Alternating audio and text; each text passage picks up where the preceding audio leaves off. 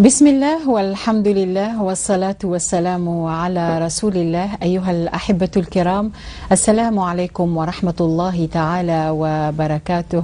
أسعد الله أيامكم وأوقاتكم بكل خير. قد تغير مجرى حياتك بالصلح والتسامح وتجدد حياتك بالأعمال الصالحة، وهذه هي أهداف برنامج والصلح خير في هذه الحلقة التي نعتمد فيها دائما على إصلاح ذات البين استنادا إلى الكتاب والسنة النبوية الشريفة والسيرة العطرة، مع وجود وتدخلات فضيلة الدكتور السعيد بويزري. خلال هذا البرنامج إذن سنضع تحت تصرفكم أرقام هاتفية يمكنكم الاتصال بنا وأنتم تشاهدونها دائما في أسفل الشاشة، وهي 021 37 42 87 021 37 45 64.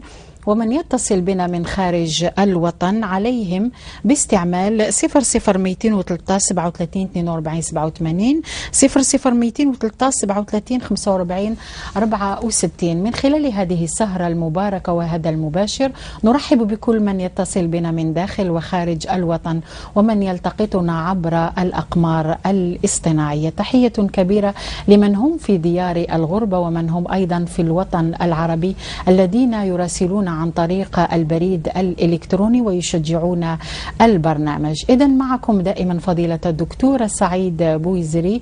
نرحب به فضيلة الدكتور، كيف حالك؟ الحمد لله بخير الحمد لله. وكيف هو الصلح فضيلة الدكتور؟ بخير الحمد لله، نسأل الله المزيد من الخيرات. الحمد لله. إذن دكتور، توقفنا في الحلقة الماضية عند مجموعة من الإيميلات ولم نكمل، فقد داهمنا ووعدناهم بإعادة النظر فيها. لا بأس أن نذكر مشاهدينا الكرام بإيميل السيدة فاطمة الزهراء، مغربية وهي تسكن فرنسا. تقول: تزوجت برجل مغربي الأصل مغترب بفرنسا منذ 1987. التحقت به بعد 3 سنوات.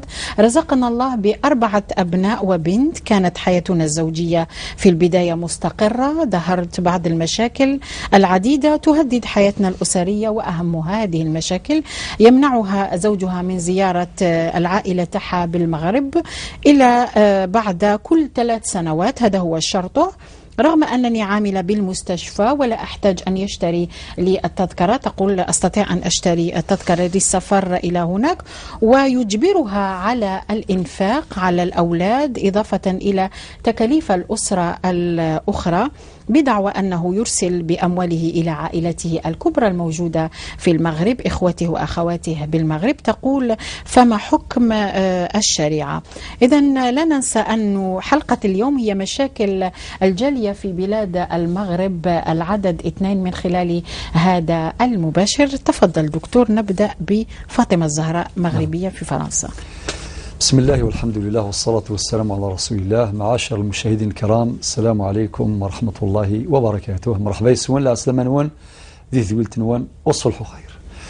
الأخت نجاة، نعم، هذا هو العدد الثاني من موضوع مشاكل الجالية المسلمة في بلاد الغرب. نعم. وعدنا السادة المشاهدين أن نكمل اليوم بعض المسائل المتعلقة بالجالية، جالية المسلمة في بلاد الغرب. كما وعدنا أيضا السادة المشاهدين أصحاب البريد الإلكتروني بالإجابة اليوم، بدءا من الأخت فاطمة الزهراء. فأقول بالله التوفيق. الأخت فاطمة الزهراء من المغرب، هي مغربية ولكن تعيش بفرنسا. كما استمعتم لمسألتها، فيها هناك مسألتان. المسألة الأولى تتعلق بمنعها من قبل زوجها من زيارة أهلها بالمغرب، رغم أنها عاملة موظفة في المستشفى كما قلت أخت نجاة، وأنها لا تلزمه بدفع مصاريف السفر. نقول للأخ في الحقيقة، أخاطب زوجها، نقول: يا أخي العزيز، لا يجوز لك إطلاقا أن تمنع زوجتك من زيارة عائلتها. الغربة وحشة. نعم، صعبة حقيقة. مادام الغربة فيها وحشة، فيها يعني ما يقدرش، خاصة بالنسبة للمرأة، لذلك لا تمنع بحال من الأحوال من زيارة أهلها، ولا يدير لها قانون ما أنزل الله به من سلطان، يقولها كل 3 سنين ولا كل 5 سنين ولا، هذا كلام مرفوض. نعم. مرفوض بالمقاييس الشرعية في الكتاب والسنة، ومرفوض أيضا بالمقاييس القانونية، فليس هناك مادة قانونية تلزم بذلك، ومرفوض أيضا بالمقاييس الأخلاقية من ناحية الأخلاقية. نعم. ثم أن هذه امرأة ما يعنيش الزواج أنها تنفصل نهائيا عن أسرتها. نعم. هي فرع موصول بالشجرة. نعم. بجذع الشجرة، يعني بشجرتها، وهذا الجذع بعيد جدا. نعم. يضاف إلى ذلك أنها في بلاد الغربة تتوحش كما يقول بالجزائرية، تتوحش ماليها. نعم. تشتاق إليهم، ومن حقها أن تزورهم، وهذا مما يساعدها على تحقيق التوازن. نعم. ومما يساعدها على الاستقرار في حياتها الزوجية وفي حياتها الأسرية في بلاد الغربة، يعني بفرنسا. نعم. هذا بالنسبة لبيان الحكم الشرعي في المسألة والحكم الأخلاقي والقانوني في المسألة. بالنسبة للأمر الثاني اللي يتعلق بالإنفاق، أنها يلزمها بتكاليف النفقة على الأسرة وعلى الأولاد. نقول هذا لا يجوز شرعا أيضا. لازم ننبهوا باللي حتى في القانون المغربي بالمناسبة، ما دام كلاهما مغربي، نقول لهم الأخت فاطمة الزهراء ولزوجها، القانون المغربي ينص على استقلالية الذمة المالية بين الزوجين. نعم. طبقا للشريعة الإسلامية. الشريعة الإسلامية تفصل بين الذمتين. الزوج عنده ذمة مالية مستقلة، والزوجة عندها ذمة مالية مستقلة، بدليل أنه إذا مات أحدهما الحي يرث الميت. نعم. إذا ماتت الزوجة يرثها الزوج طبعا مع باقي الورثة، وإذا مات الزوج ترثه الزوجة مع باقي الورثة. هذا دليل قاطع على أن الذمة المالية مستقلة بين الزوجين. هذا من جهة. من جهة ثانية، ربنا سبحانه جل جلاله ألزم الزوجة أو الأزواج بالإنفاق على زوجاتهم بحكم مبدأ القوامة. نعم. ربي قال الرجال قوامون على النساء إلى آخر الآية. نعم. فمبدأ القوامة من مقاصده، من آثاره، من نتائجه، أن الزوج ملزم شرعا بالإنفاق على الزوجات. يعني نجيب آية مثلا قول الله عز وجل، رب يقول وعلى المولود له رزقهن وكسوتهن بالمعروف. لازم ينفق على زوجته بالمعروف. ما هو معروف في الأعراف، يعني حسب القدرة المادية نتاعو، وكذلك حسب يعني الأعراف وحسب يعني ظروف المعيشة. إذن هذه مسألة مهمة جدا موجودة في الشريعة الإسلامية. في القرآن ذكرنا الآية، وفي السنة النبوية أحاديث كثيرة من أحاديث النبي صلى الله عليه وسلم: كفى بالمرء إثما أن يضيع من يعول. وفي رواية أخرى أن يضيع من يقوت. يعني ما كانش هناك ذنب أكبر من هذا الذنب اللي يضيع زوجته ويضيع أولاده ويلزمها باش تنفق من ذمتها المالية من أموالها. إذا تكرمت، وهذا هو المعروف عادة عند النساء المسلمات، أنهن يتكرمن ويتفضلن بأموالهن يعني بجزء من أموالهن من أجل هذا أمر مقبول يعني. ولكن لازم يعرف الزوج يعلم هذه المسألة كي تساعد هي يقولها بارك الله فيك، وهي تفرح، ما يقولهاش صرفتي وما عندك حتى أجر وما عندك حتى مزية. لا، يجب أن يعترف: من أسدى إلينا معروفا يجب أن نشكره، ويجب أن نعترف بجميله وبإحسانه، وما جزاء الإحسان إلا الإحسان كما يقول رب العزة. وهذا الأمر موجود في الشريعة الإسلامية كما سمعنا في الكتاب والسنة، وكذلك مقرر في القانون المغربي وفي القانون الجزائري بالمناسبة. أيضا القانون الجزائري نص على ذلك مثلا في المادة 74 واضحة في هذا الباب. ولكن أنبه لأن النفقة يدخل فيها جميع المشتملات. مثلا خطر بعضهم الأخت نجاة يقول مثلا، يقول أنا نجيب الديسير وانت تجيبي الباقي. أنا ندفع تريسيتي الكهرباء ولا الإيجار وانت خلصي الباقي. لا، لأن النفقة تشمل الغذاء، تشمل الماء والكهرباء والإيواء السكنة والدواء، هذه كلها. وإن لم يستطع دكتور كيف طبعا يفعل؟ لا يكلف الله نفسا إلا وسعها. يعني ينفق بقدر الاستطاعة. في هذه المسألة عادة الزوجة كتزوج زوجها لا يستطيع أيضا. بالمناسبة في الفقه الإسلامي الثري ابن حزم الأندلسي من روائعه في هذا الباب على كل حال مخالف لجمهور الفقهاء، قال لك إذا كان المرأة عندها موسرة لازم تنفق على زوجها.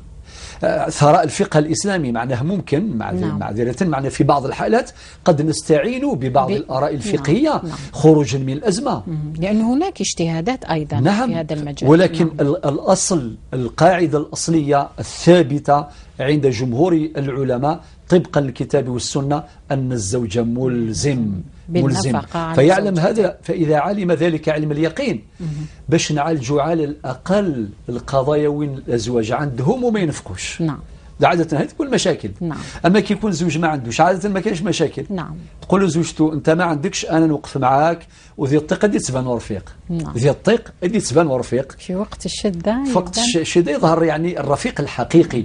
فبالتالي إذن هذا هو جوابنا عن الأخت فاطمة الزهراء عن مسألتها من ناحية الشرعية ومن ناحية القانونية. إذن نرى في بعض المشاكل التي يعيشها المغتربون. سليمان جزائري من بروكسل يقول أعاني من مشكلات عديدة مع زوجتي، وهذه المرة تخص الأبناء. كيفية تربية أولادنا في الغربة؟ عنده 3 أولاد وابنان وبنت. يقول لا تطيعني وتعصيني في معظم أوامري، لا تقبل الحوار على من نعرض هذه المشاكل، ونحن نعيش بعيدا عن أهلنا. ربما يشير سليمان هنا إلى فضاء الانتماء الإسلامي والتناقض داخل وخارج البيت. دكتور تفضل. صحيح، كما ذكر المرة اللي فات السادة المشاهدين هذه الحلقة مختصة أيضا للجالية، مشاكل الجالية في بلاد الغرب. وقضية الأخ سليمان الحقيقة يعيشها الكثير. يعني حنختاروا يعني بعض تربية الأولاد أصبحت صعبة في بلاد الغرب. صحيح. اختلاف البيئة، البيئة الاجتماعية، اختلاف البيئة الثقافية، البيئة يعني اختلاف الديانات. يعني هناك عقبات يعني ومشكلات عديدة تعاني منها الأسر المسلمة في بلاد الغرب. سمحوا لي على في بلاد المسلمين يعني عموما يعني المجتمع يساهم إلى حد كبير، يعني كاين مساجد وكاين حتى الشارع يعني أحيانا يساهم مساهمة إيجابية. الوسط والمحيط العام، البيئة، l'environnement يعاون كثير في التربية. ولكن بلاد الغرب لا، هناك دين مختلف تماما، هناك ثقافة مختلفة، والوسائل الإعلام التي تدمر القيم واجتماعية واقتصادية كلها جميع الظروف حقا مختلفة تماما. هذه عقبة كبيرة جدا، وأخونا سليمان طرح هذه القضية ويعيشها الكثير. لذلك في حالة الاستقرار نقول كي يكون الزوج مع الزوجة ومتفاهمين ما شاء الله، ويلقوا صعوبة في تربية الأولاد باش يتحداوا ويتجاوزوا ذيك العقبات اللي موجودة في بلاد الغرب. وما أدراك إذا كان الزوج يستقيل أو الزوجة تستقيل، ولا ما يكونش بيناتهم يعني وئام، ما يكونش بيناتهم يعني كما يقولوا انسجام واستقرار أسري، هنا الكارثة ستقع حتما. لذلك نجاوب الأخ سليمان بالآتي، نقولوا الزوجة يجب أن تطيع زوجها في المعروف، إذ لا طاعة لمخلوق في معصية الخالق.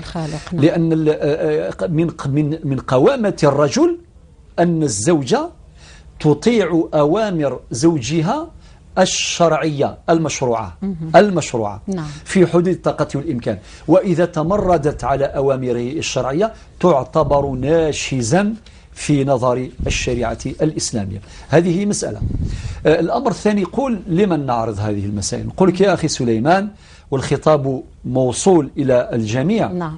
نقول لهم لازم تجتهدوا في بلاد الغرب، أنتم تصنعوا فضاءات، عندكم مشاكل كثيرة وكثيرة جدا. طبعا هنا أول فضاء اللي تخدموا معاه وتتواصلوا معاه هو الفضاء المسجدي.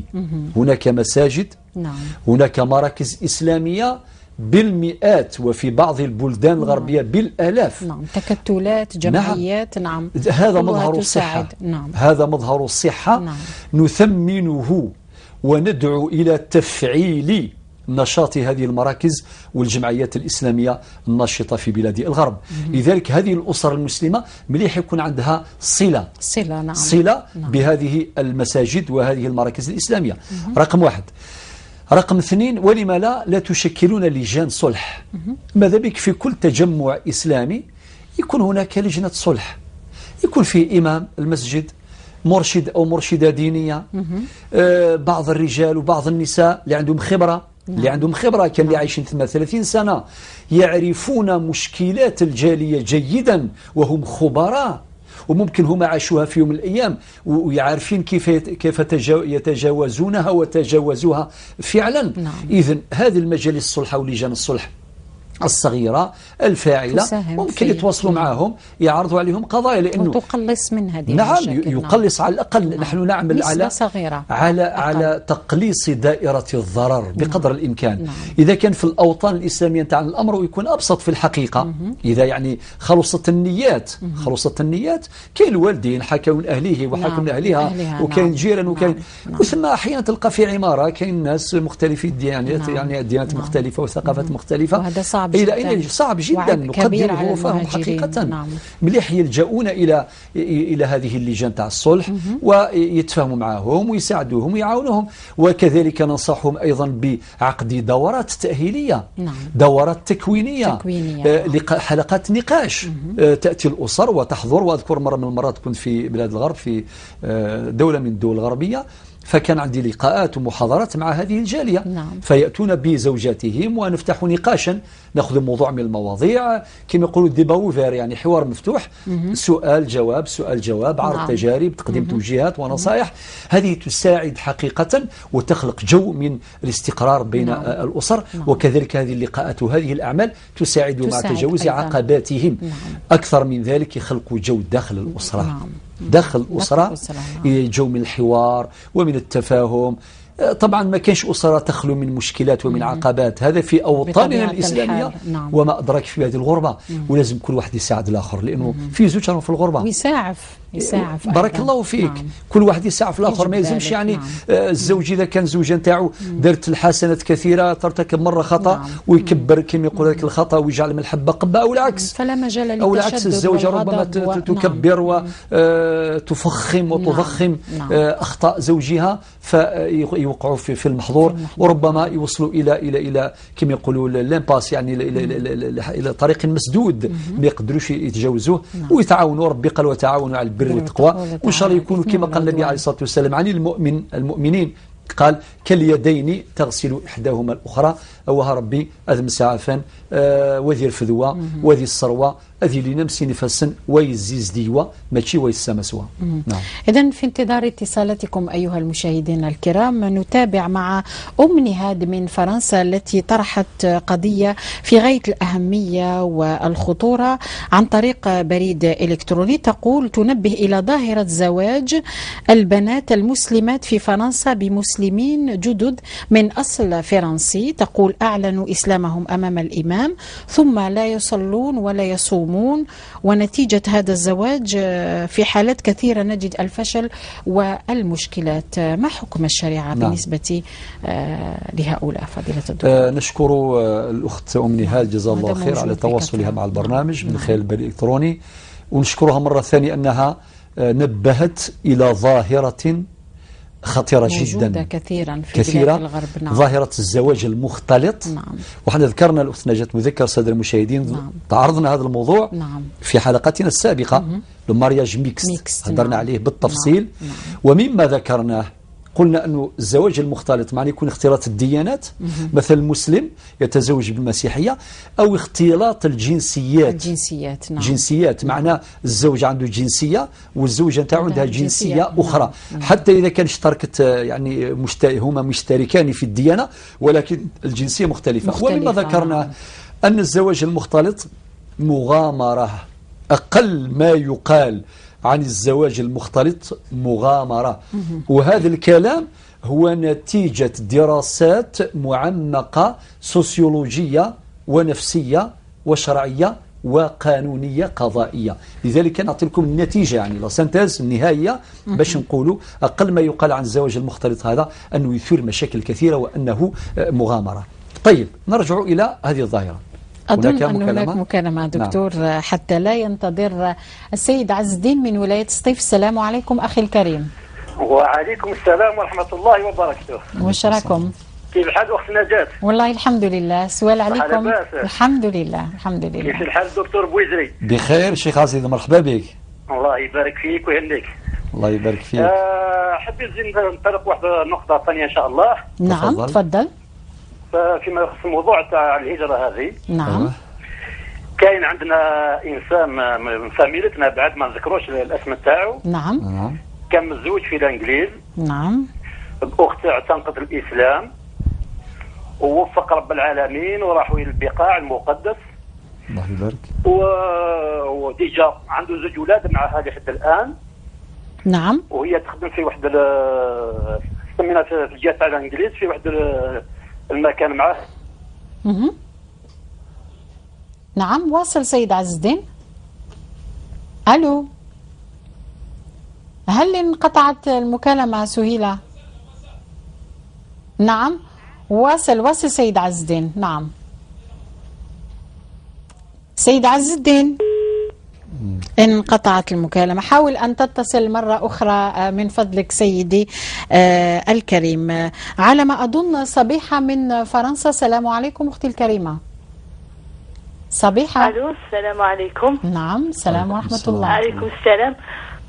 أختي عندي حنطرح سؤال على أنا أخت مزوجة في فرنسا. نعم. حبيت نطرح سؤال على هنايا على اللي جاءنا تاع هنايا تاع فرنسا ما عندهمش القيمة لوالديهم.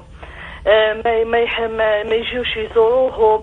انا عن زوجه مع واحد عنده خاوته عنده خواتاتو، نشوفوا مام خواتاتو جافين على باباهم، ما يجوا ما يزوروه، ما يجوا يشوفوا يماهم. نعم. ما والو، ما عندهمش قيمه الوالدين. حابه يعتقدوا توجهوا نصيحه لهاد مام راجلي باباه عطاه دعوه الشر كي خلاني وكلش، وما غيسا ما تحاولش في هذيك الدعوه تاع الشر. نعم. ما عندهمش كامل قيمه تاع والديهم. هذه هي اللي احنا مضطرين، ما عندهمش القيمه، ما عندهمش الحياه كيما نقولوا احنا الحشمه. ما يعرفوش عبد كبير يهضر معاهم يقدروا والو، يديروا غير كيما يحب راسهم. نعم. هذه هي اللي انا نعم. ديجا عندي مشكل مع زوجي وكلش، وهذا هو المشكل تاعو اللي ما عندوش. من باباه كي يحب يهضر معاه ما حبش يسمع له، من كي قال له دعوه الشر هاد المراه ما دارت والو ما ظلماتك ما والو ما حبش يسمع له. نعم. ومام خالته عنده اختو ثاني كبيره ما تجيش تزور باباها بالعام، تجي غير من العيد للعيد، وكي تجي تزور تقول حسنه. انا نقولها انا اختار قلت لها انا هذه ماشي حسنه، الوالدين واجب نعم. علينا نزورهم. احسنتي صبيحه بارك الله فيك. نعم. هذه حابه انا نصيحه لهاد هاد الجاريه تاعنا اللي متربيه هنا وزايدين هنا، توجههم نصيحه باللي الوالدين لازم يعطوهم قيمتهم، يعطوهم. نعم. احنا اللي زدنا في الجزائر واللي تربوا زادوا هنا ماشي كيف. نعم. هذه يعني مضروره منها بزاف، نشوف باللي ما يعرفوش قيمه. نعم. الوالدين. بارك الله فيك سيده صبيحه متصله من فرنسا. بارك الله فيك. وفي القضيه اللي طرحتيها واللي هي مهمه جدا دكتور، نكمل بالنسبه لزواج المسلمات ثم نعود الى الاتصالات حتى نضع نوع من الميزان إن شاء الله. تفضل. فبالنسبة لهذه المسألة قلنا بأن الزواج المختلط يعني أقل ما يقال أنه فيه أنه مغامرة. نعم. وذكرنا سلبيات كثيرة وهذا لا يعني وجود بعض الحالات الناجحة. نعم. يعني ولكن هذه بالمقارنة إلى نعم. الحالات الأخرى كما تثبتها الإحصاءات يعني تقريبا لا وجه للمقارنة، ونؤكد على هذا المعنى. طيب، ولكن الآن نقول بالنسبة للظاهرة اللي يدخلوا الإسلام فقط بالشهادة كما قالت الأخت مني هذا أعطيها الصحة وبارك الله فيها. بارك الله فيها. نعم. يقول لا إله إلا الله محمد رسول الله قدام الإمام وفقط. نعم. ثم بعد لا صلاة لا صيام ولا شيء. نعم. وكأنه يعلن إسلامه فقط من أجل الزواج بالمسلمة هذه. نعم. فيه تنبيهات، أهم هذه التنبيهات. التنبيه الأول، إما اللي يحضروا قدامهم هؤلاء يقول لهم ماشي معناتها تدخل الإسلام فقط من أجل الزواج، ما تاخذش هذه ذريعة، هذا لا يجوز. لازم يكون إسلام حقيقي. كيف ذلك؟ أن ينبه هؤلاء إلى الالتزام بتطبيق أحكام الدين. نعم. ما هوش غير يشاهد. نعم. يدير له كاغط ورقة وبعدين يدير المرأة هذه كتزوج بها، وكما قالت الأخت من هذا أعطيها الصحة يكون فشل، يكون مشكلات عقبات. نعم. إلى آخره. حنا قلنا هذا كي يكون مسلم عربي مسلم وكذا وفيه كوارث تحصل، وما أدرك يكون واحد من هي صلته بالله عز وجل ضعيفة. نعم. وكان اللي يستخدم الدين من أجل هذا الغرض. نعم. وهذا طبعا لا نعمم الأحكام إطلاقا، لا نعمم، ولكن الظاهرة موجودة. نعم. الظاهرة موجودة، هي أكدتها الأخت أم نهاد في مراسلاتها. طيب، لذلك الأئمة لازم ينبهوا لهذا الأمر، لازم تطبيق الإسلام من صلاة وصيام وأخلاق إلى آخره، لأن الإسلام كل متكامل. نعم. كل متكامل. نعم. عقيدة وعبادة وشريعة وأخلاقا. ولو كان بالتدرج يعني بالتدرج. نعم. يعني نعم. المهم هذه المسألة يجب أن تظهر فيه. نعم. وكذلك نبو البنات المسلمات نقول لهم ماشي غير اللي يقول بركة الله محمد رسول الله وخلاص وبعدين تتزوجوا به وكذا، لا، لابد من تحري. علاه لماذا احنا في أعرافنا اللي عندها علاقة بشريعتنا يروحوا بالعقل بالتاويل يسقسوا عليه على أخلاقه على سلوكه. النبي صلى الله عليه وسلم قال إذا جاءكم أو إذا أتاكم من ترضون دينه وخلقه، ما قالش غير هكذا الإعلان فقط للشهادتين فقط، لا، قال دينه وخلقه فزوجوه، إلا تفعلوا تكن فتنة في الأرض وفساد عريض أو فساد كبير في رواية أخرى. فننبه إلى الظاهرة كما نبهتنا الأخت أم نهاد. بارك الله فيك دكتور. يعود إلينا السيد عز الدين من ولاية سطيف. مرحبا بك أخي. السلام عليكم. وعليكم السلام ورحمة الله. تفضل. نعم. السلام عليكم. السلام ورحمة الله. نعم.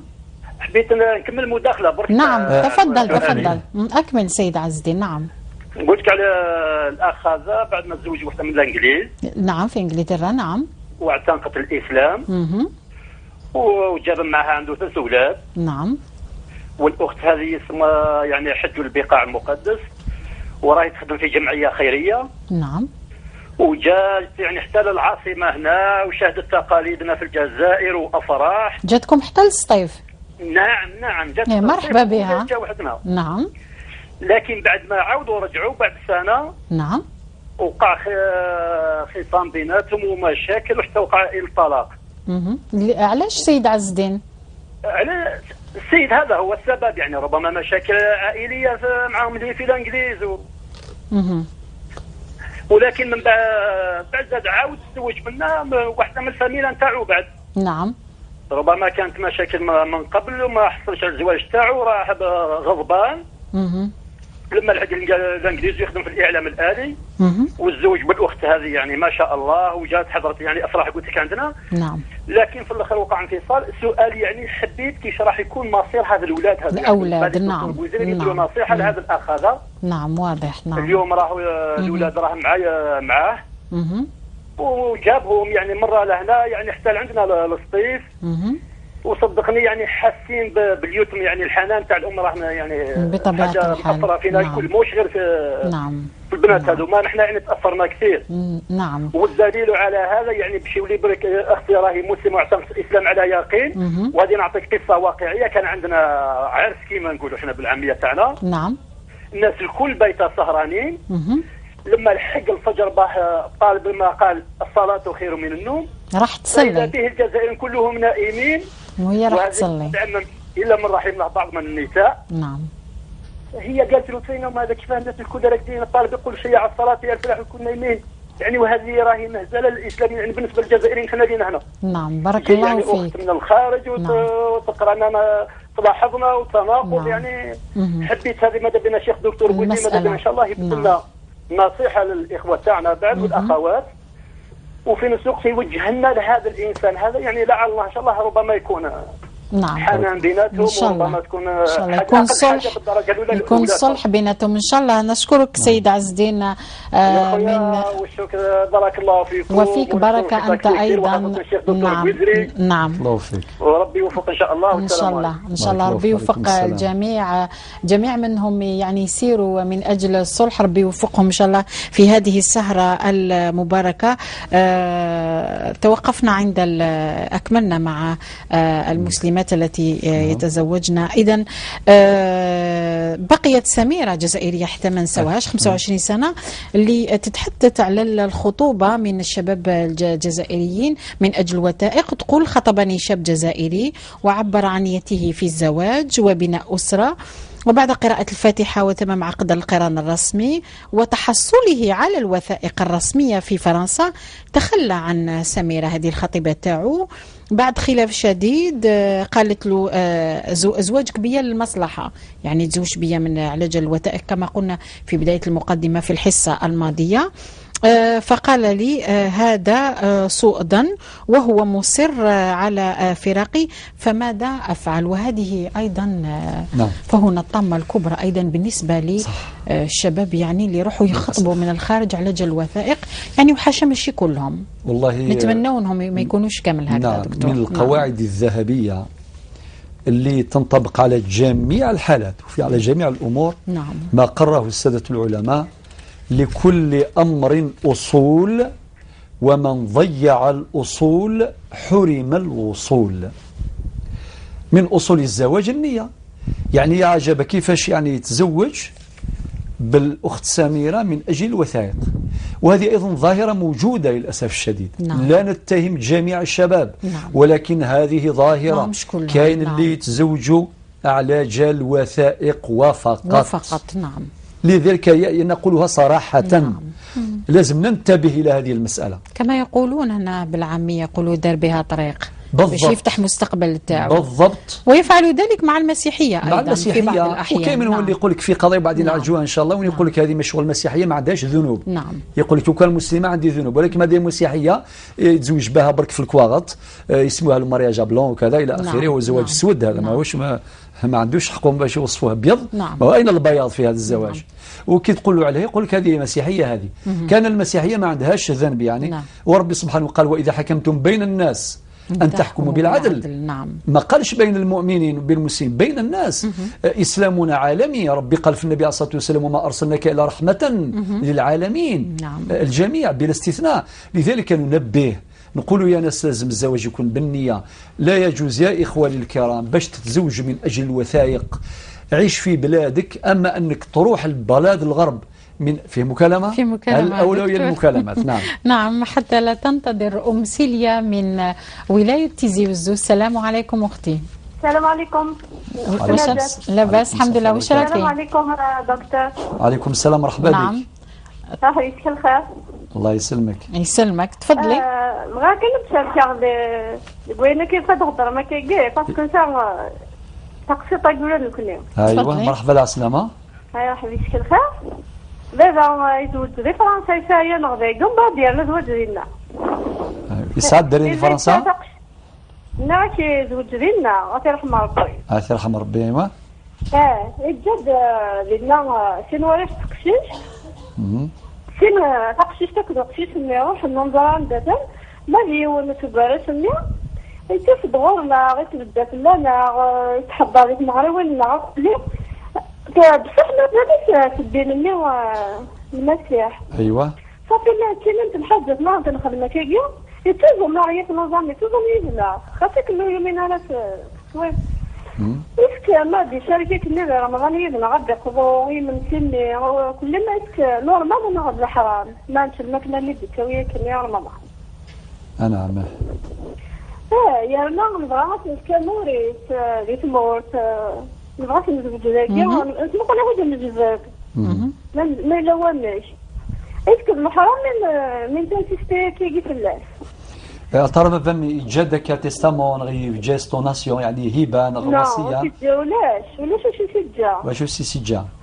ولا شي سجا من كنا نبغى ياك محرم يعني نبغى شويه غير انا. نعم يعطيكم الصحه. الله اكبر ما شاء الله. يبارك فيك. يبارك ربي يعطيكم الصحه. بارك الله فيك. نشكرك أم سيليا من تيزي وزو. تابعي البرنامج وستستمعين. نعم. سؤال استقبالي جواب استقبالي. يجاوبك. ولا يجاوبك بالقبالية. نعم. اليوم يجاوبك بالقبالية باش نتعلم أنا شوية. إن شاء الله.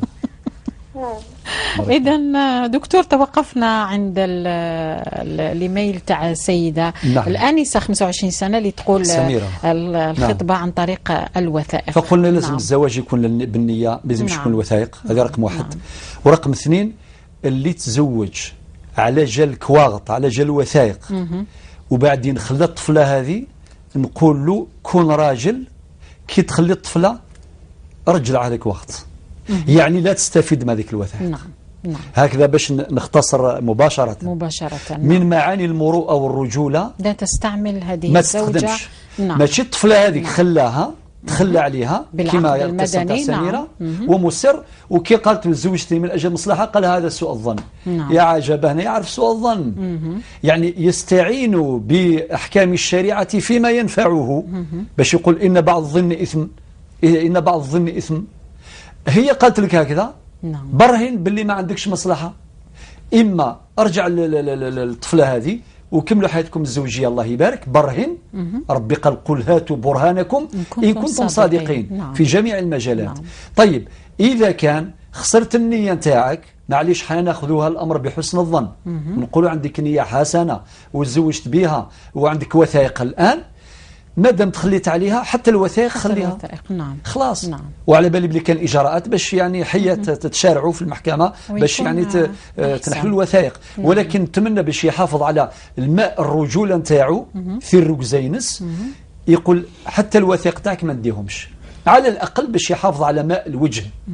هذه رسالة ماشي غير لهذا الإنسان فقط، لكل الناس، لكل الشباب اللي راهم يسمح لي كما يقولوا ياكل الغلا ويسبوا الملة. سواء هذه مسلمة، بالنسبة لأختنا مسلمة راهي مسلمة سميرة، وحتى المسيحيات باش نبينوا هذه المسألة جيدا وبوضوح.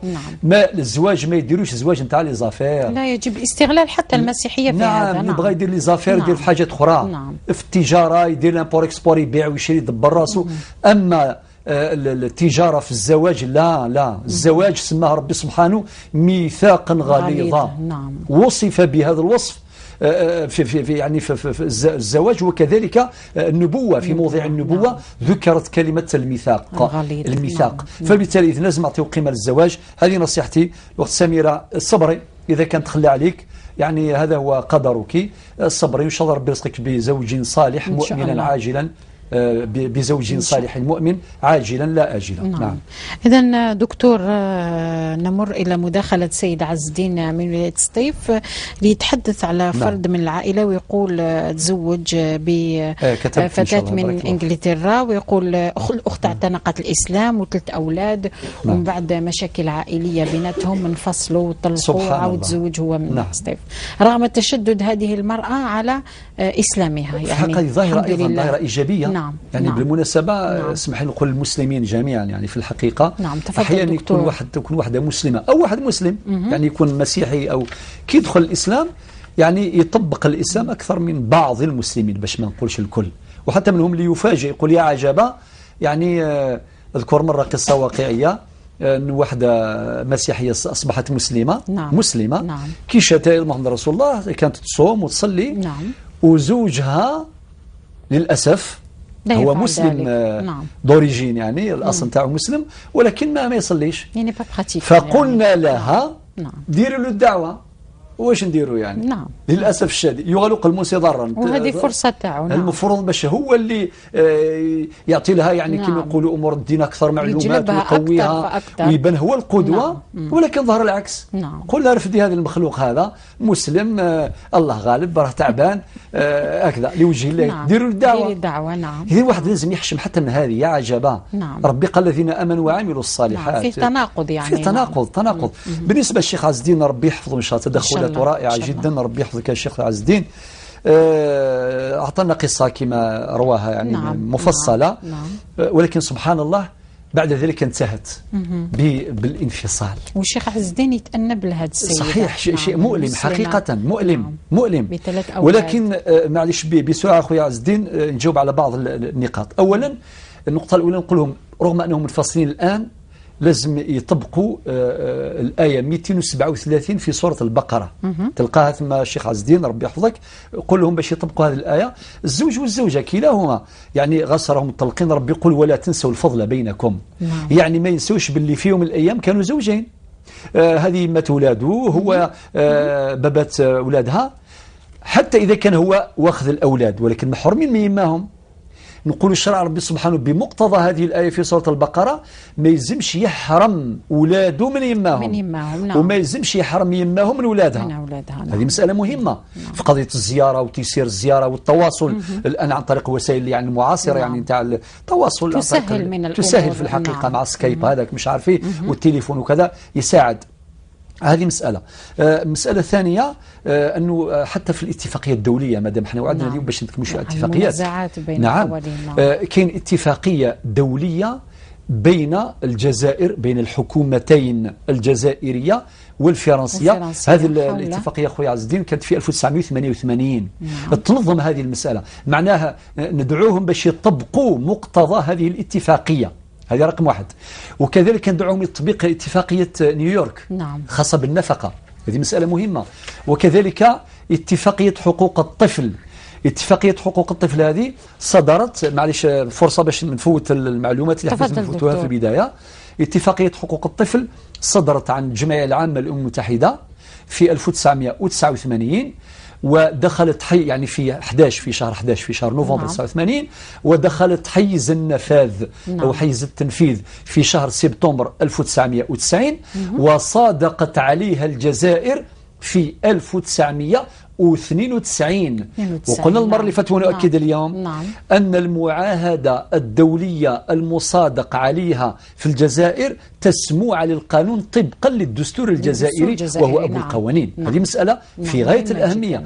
وباش نقولوا للسادة المشاهدين هذه الاتفاقية الدولية نتاع 89 يعني اللي صدقوا عليها الدول أكثر من 190 دولة.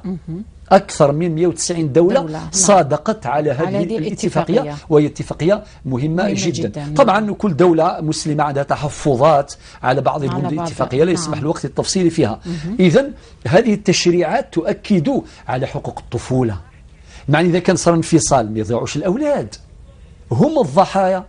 إذا كان نرجعوا للشريعة الإسلامية وكان نرجعوا للاتفاقية الدولية وكان نرجعوا للقوانين القانون المدني بالمناسبة نتاعنا يعني الأولاد هنا يمدهم واسمه في الزوج بالمناسبة خاطر هناك قضايا ما يسمى بقواعد التنازع تنازع القوانين. ربما أضيف بعض المعلومات بعد حين في هذه المسألة.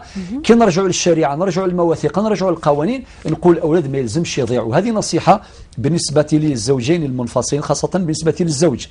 أما النصيحة للعموم يعني المسلمين اللي يتزوجوا في الزواج المختلط نقول لهم لازم يوفروا أسباب الاستقرار في الحياة الزوجية. إذا شايفين ما يقدروش يوفروها الأفضل لا ننصح به.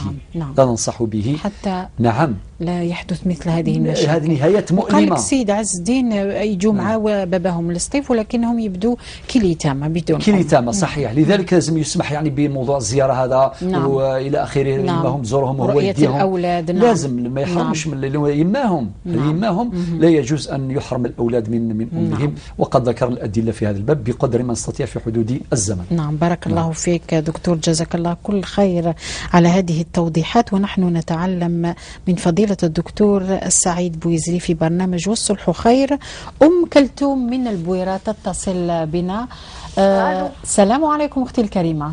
وعليكم السلام ورحمة الله وبركاته. واش راكي؟ الحمد لله. الحمد. عندك مداخلة سيدة؟ إن شاء الله مختصرة. تفضلي دائما من خلال من هم في ديار الغربة. تفضلي. إن شاء الله. نعم. بعد بسم الله الرحمن الرحيم. أقول للسيد الدكتور سعيد بويزري أكمل يعني مداخلتي الماضية لم يتسنى لإكمال تلك المداخلة. الذي أحببت أن أقوله أننا نحن عانينا من اليتم يعني والآن على قيد الحياة. حقيقة أننا لم نعاني ماديا يعني الوالد قام بالواجب المادي ولكن أقول أن الجانب المعنوي حرمنا منه كثيرا. يعني عمر اغتراب أبي هو من عمر يعني 46 سنة. نعم مغترب مدة 46 سنة. وأنا أودعه في كل عام وآخر مرة ودعته بدموع حارقة نوفمبر السابق. رغم أنه في فترة التقاعد إلا أنه لا يستطيع أن يستغني عن الغربة. هو يعني تعود عليها. أيضا يعني الشيء الذي أريد أن أشير إليه عن عقوق الوالدين التي تكلمت عليه الأخت قبلي. أقول أن يعني كثير من الجالية يعني الجزائرية تتأثر بالتقاليد الأوروبية، يعني خاصة فيما يخص صلة الرحم. حتى المهاجرين يفكرون بهذا المنطق. مثلا عندي أنا والدي يحب دائما أن يطبق تلك القوانين الفرنسية. في نظره أن مثلا الفتاة عندما تبلغ 18 سنة هي مسؤولة عن نفسها.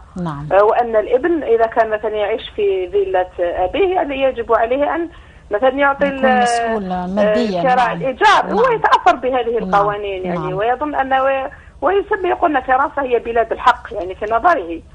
هو يعني مولع بهذه القوانين. يعني نجد أن هناك يعني مفاهيم مختلفة. نعم.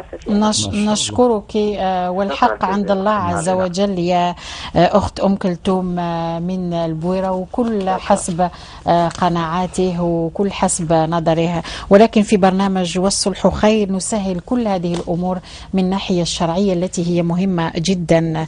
ذكرتني أم كلثوم بما طرحته صبيحة من فرنسا اللي تقول باللي نلاحظوا ظاهرة غريبة في المجتمعات الغربية، الأولاد اللي ما يطيعوش وما يزوروش والديهم، وتحدثت على حالة الزوج تاعها مع الأهل تاعو. تفضل دكتور. لك الفضل. سبحان الله أخت نجاة، حينما تطغى الماديات على المعنويات يحصل هناك انهيار. الإنسان جسد وروح. زمان حتى في الفلسفات وناقشوها الشعراء وغيرهم، نهار اللي قال هذاك الشاعر وما الدنيا إلا طعام وشراب ومنام، فإن فاتك هذا فعلى الدنيا السلام. معنى هذا الخص الدنيا هذه كامل غير في الماكلة والشراب ورقاد وخلاص. هناك مكالمة لأنه مكالمة. لأنه رشيد من فرنسا يتصل ويقول هو إمام في فرنسا ونحن لا نستطيع أن نخلوه يعني ينتظر أكثر فأكثر. السلام عليكم يا أخي الكريم، مرحبا بك. وعليكم السلام ورحمة الله تعالى وبركاته. سبحان الله يا الشيخ رشيد، صدقني غير اجتهدت أن أتصل بك اليوم. ولكن سبحان الله القلوب عند بعضها. ربي الحمد لله كي وفقت باش تتصل بنا. وبارك الله فيك الشيخ رشيد. بارك الله فيك أستاذنا.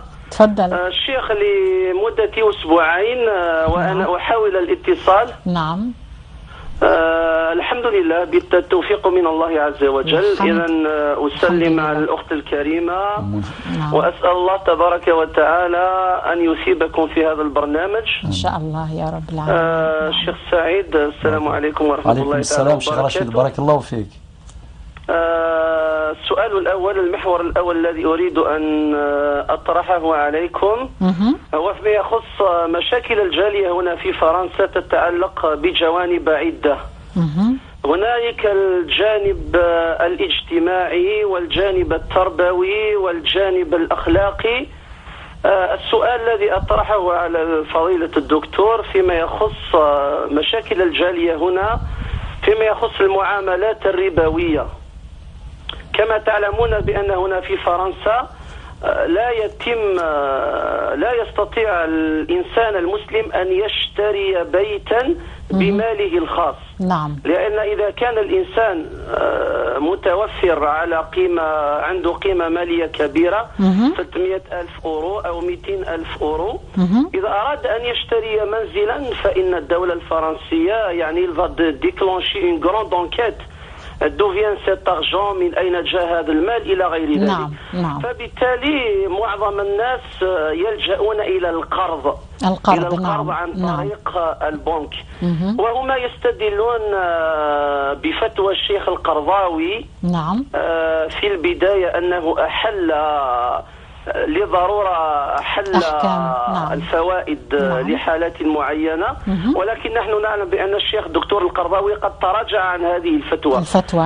فالآن يبررون هذا السلوك يعني بما أن الإنسان يعيش هنا في فرنسا يخلص لواي 800,000 أورو في الشهر، حينما يصل شيخا كبيرا 65 سنة لا يستطيع يكمل يخلص، لأن الروتريت تاعو تولي حوالي 700,000 أورو في الشهر. فبالتالي يلجأ باش يروح للفوايي، يعني يعطيو له شومبرا في الفوايي.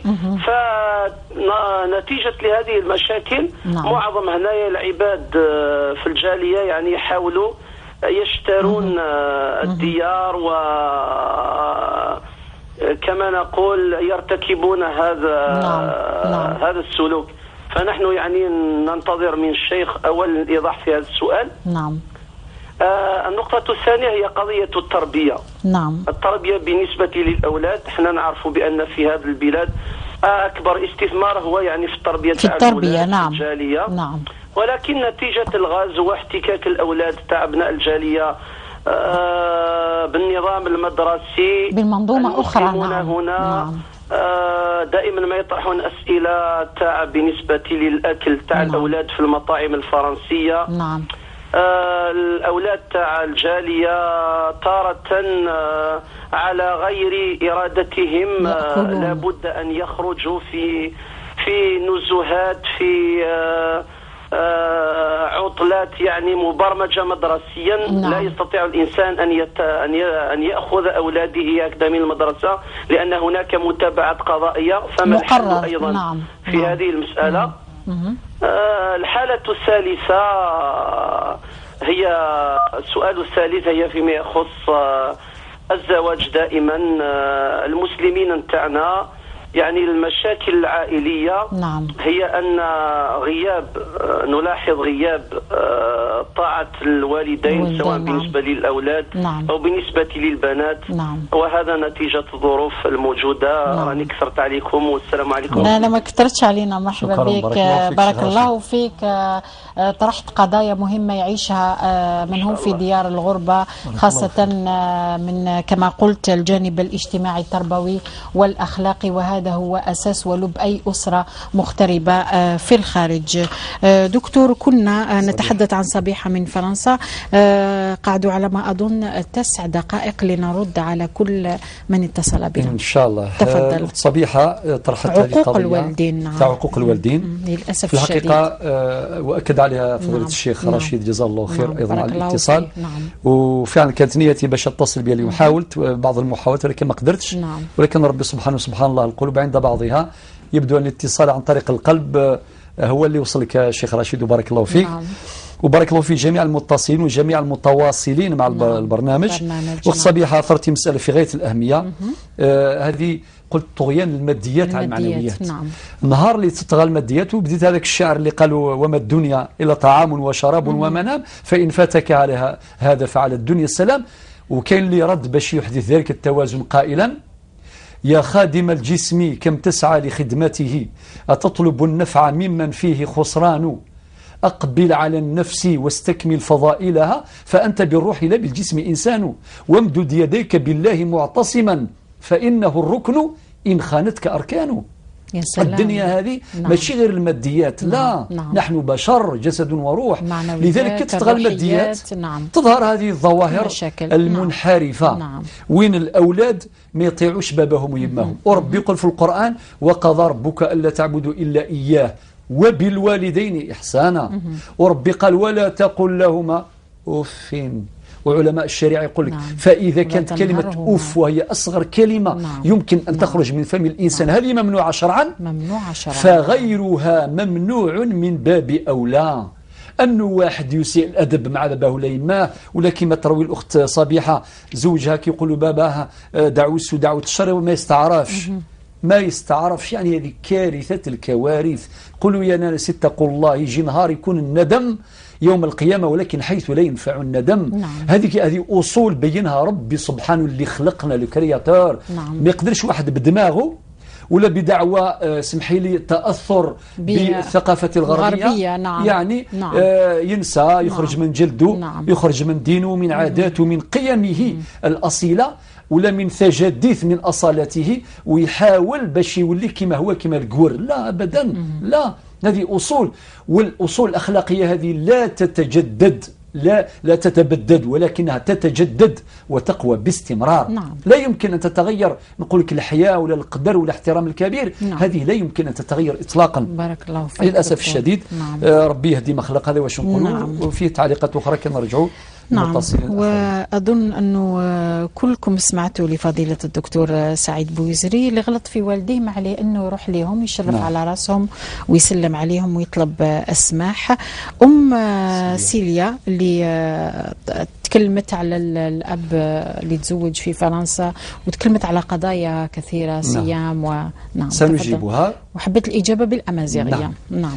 اللي كما حرز ربي يعطيكم الصحة من الصور لمينيغ ثم زواروث أكا لاني رجازن جوج نسعى الدريان ذي ثمور سعى الدريان ذي ثمور من فرنسا، ولكن سبحان الله العظيم نتساث ولكن مازال تحس بالدجماس نورمال تبغى ديال موريس دي تريكا الحمد لله يتساسد ديون ما ديون اكو ديوث ديفانا القرانسن وثقي ذا غيوث تواغيث النظام اتصفضي ساعه الدريه ديالنا يثمرت الغرفان بعد دفنا راكو خاطر واش ثوشولت الاسره هي النواه الاساسيه في المجتمع، هي النواه الاساس. اذا تماسك المجتمع، وإذا تمزق المجتمع. الوايو توشلت نسيت الصحة والتما هذا مينيغ ثورة بابا مفلس يعرف ربي يموت نغم دمي جاس تيستامون وصية دوناسيون هيبة ولاش مادام مازالت ثورة ما إلا غماماكي سفافام دين سلم الله يبارك، ولكن ثنيض ماشي دين سلم يتبع دين وايل معنى هذا مسيحي مثلا التريكا وريد تساوية خاطر والشمال هذه الفريضة للشرع، ولكن خنوي ذات مثنيس تسعى من الحق استفكم الهبة يعني الدوناسيون مادام يتساسد هذا دياسيون وساهد يهضر ربي ان شاء الله دي واردين السلام خدم ثاس الإحسان يتساسد يحضر في مغري وينوان يتزوركن ميم خنوي خدم ثاس الخير ويزم ثالث يعني الخيوط ذي ذا من النوان ذي كما مسبابام ولا قارة الجض، ولكن يعني أشياء ثام ملتزم ما استفكم خنوي يعني كمينا كذوات مثلين ديما زمر ما استفكم مرصوب بكال ناستفكم خام نضبر في قرين ون وقيد الحق نون باش يعني هذه السعو آزار ذي ثمورث ونشرا دياسي ونواس ما كان قرني قبايليث آذار هذه ظفر آزار واعطيكم الصحة مسيلية جاون ثلوث ذي لهنا أرثي ملي نظن أكملي إن شاء الله دكتور. نتمنى هذا بالنسبة لأم سيليا. لاحظنا بلي كاين بزاف اللي عندهم هكا القلب ويخموا بزاف في الأهل والأقارب رغم المشاكل. أم كلثوم اللي اتصلت بنا في الحلقة الماضية وتحدثت على معاناة اليتم من الأب اللي هاجر 46 سنة إلى فرنسا. دكتور تفضل. نعم، هناك مسألتان. المسألة الأولى سبحانك قالت آخر مرة الأخت أم كلثوم بويرة يعطيها الصحة أيضا التواصل، قالت يعني مدة الاغتراب نتاع باباها تقريبا سنها 46 سنة. دكتور. نعم 3 دقائق حتى لا ننسى رشيد من فرنسا. 46. لا أكيد يكون الجزء الثالث لازم يكون أخت نجاة يعني نقولها على المباشر لأن الاتفاقيات الدولية اللي تحتاج إلى بيان في بعض المسائل إن شاء الله يسمحوا للسادة المشاهدين نعطيو لجاليتنا المسلمة، لأنه في الحقيقة ماهوش فقط الجزائريين، الجزائرية المصرية اللبنانية المغربية التونسية الليبية كل الجاليات المسلمة باش نحاولوا نفيدوهم إن شاء الله ببعض المسائل اللي تهمهم. المسألة الأولى الأخت أم كلثوم قالت آخر مرة ودعت باباها بالدموع في نوفمبر السابق، وزيد حاجة اللي مش مليحة انه التاثر بالحضاره الغربيه والثقافه الغربيه. عقوق الوالدين اكدتها هي ايضا وتقول تاثر بالتقاليد الغربيه، وهذه كلها في الحقيقه من السلبيات. وبعضهم يفتخر ويعتز الطفله 18 سنه راهي مسؤوله دير رايها، وليدو يقول لازم تخلص تريسيتي وكان الى اخره. صحيح يحملوا على المسؤوليه نعم. ولكن ماشي بالطريقه هذه نتاع قطع الاواصر، هذا امر لا يليق في الحقيقه. هذه من نتائج طغيان هذا الجانب المادي اللي هو من إفرازات الثقافة الغربية والتقاليد الغربية. طبعا باختصار، ومادام في الجزء الثالث إن شاء الله المرة القادمة إن شاء الله. لا أدري كم بقي للشيخ رشيد لأنه لم يبقى شيء. إذن الشيخ رشيد الحمد لله سمعنا صوتك، ربي يحفظك إن شاء الله. ونوعدك لأنه يطرح مسائل مهمة جدا باش نناقشوها في العدد الثالث إن شاء الله تعالى في اللقاء القادم إن شاء الله وقدر. نتجاوز السرد اللي يسر أرثي من الليث. نشكرك دكتور على كل هذه التدخلات المفيدة. إذا نظن ونتمنى أن تكونوا قد قضيتم معنا أطيب وأفيد الأوقات. سيكون عدد آخر نتحدث فيه عن المنازعات القانونية، أليس كذلك دكتور؟ إلى هنا نكون قد وصلنا إلى نهاية هذه الحلقة. أستودعكم الله الذي لا تضيع ودائعه، والسلام عليكم ورحمة الله تعالى وبركاته. السلام.